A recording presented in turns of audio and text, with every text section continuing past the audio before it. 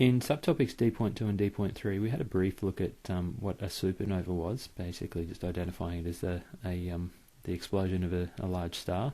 In this video, we're going to delve into supernovae in a bit more detail. Note that supernovae is the plural, so supernova is the singular. Now, while in a galaxy, a supernova is actually a fairly rare event, but given that there are billions of galaxies out there, we actually do detect them quite regularly. The main thing that we're going to look at here is the two specific classifications. So there are a few different classifications to be aware of, but we're only going to focus on two, given that that's all that's required for the IB syllabus. And the two that we're going to look at are fairly boringly named. We are going to start off actually looking at sort of the second one first.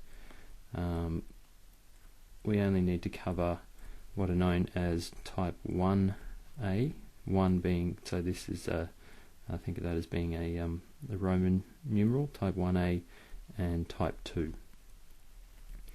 Note that we do use the capital here to indicate that they are fairly important, so type 1 and type 2. And so, like I said, we're going to start with type 2 because these are the ones that probably make a little bit more sense based on what we've already been talking about. And we're really dealing here with large stars greater than 8 solar masses. And by 8 solar masses, we're basically saying 8 times the mass of the Sun.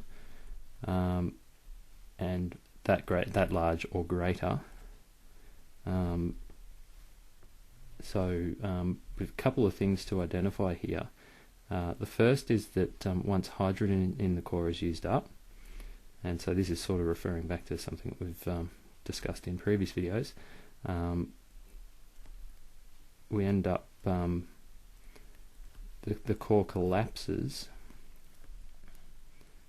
and that basically starts to allow the fusion of helium.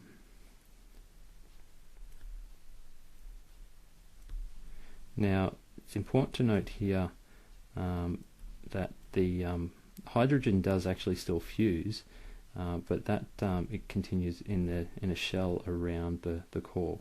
So we're not saying that all of the hydrogen has been used up in the star, we're just saying that in the core itself. So fusion of hydrogen continues in a shell around the core. So there's the first stage, and again, as I said, we've seen that before. Eventually, what we'll see is that the helium will also then be used up. And when we say eventually, we're sort of talking about a million years or so. So after about a million years, the helium is exhausted. Helium in the core is exhausted, and so we'll see the star collapse, or the core collapse again. And so we basically sort of get this bit of repetition. So the core collapses, and the effect of that is that we can now see the fusion of carbon. So there's a few other steps between helium and carbon, but ultimately carbon's the next large stage. And again, just make the note here, fusion of helium does still continue in another shell. So we've got sort of this idea of layers starting to form. So the outer shell will be hydrogen, the next shell will be helium. And we could sort of keep repeating that process and keep stating what's happening at each stage, but basically the quick way to deal with this is to identify that this process continues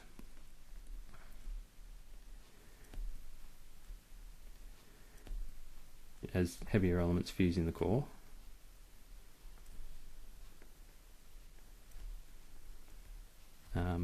Fuse over shorter duration. So for carbon, for example, it would be exhausted in a shorter period of time than hydrogen.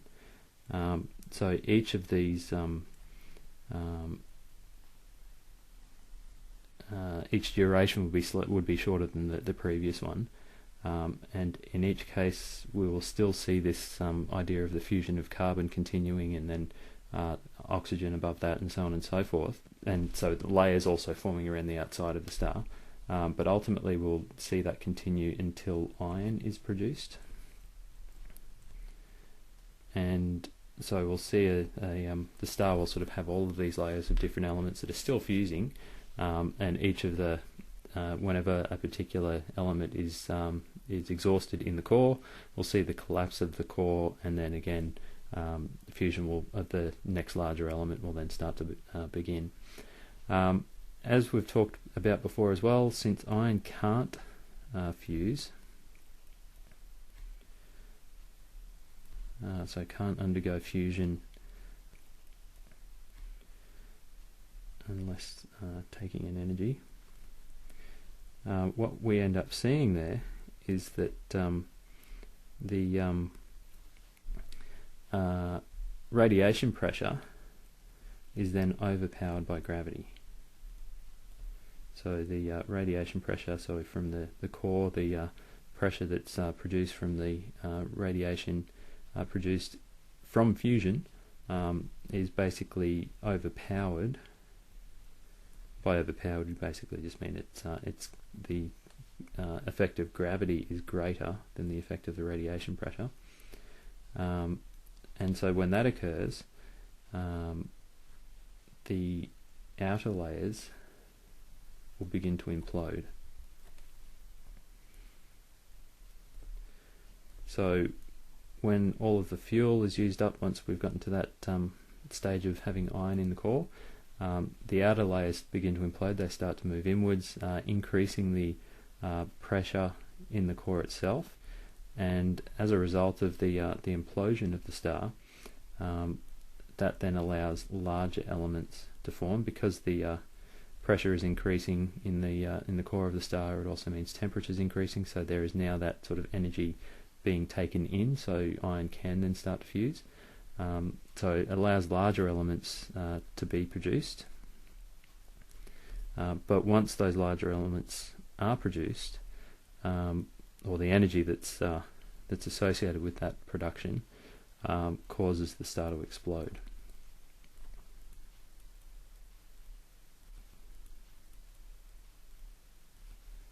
And explodes in a supernova. And when it explodes in a supernova, very long run-on sentence here, it basically the outer layers are blown off,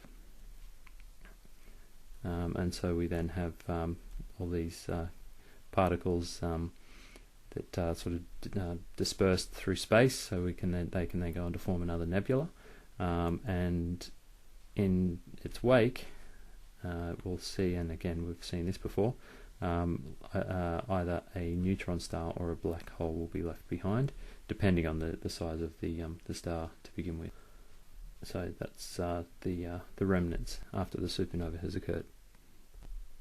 So I'll leave this video to finish here, and we'll go on to type 1a supernova in the next video.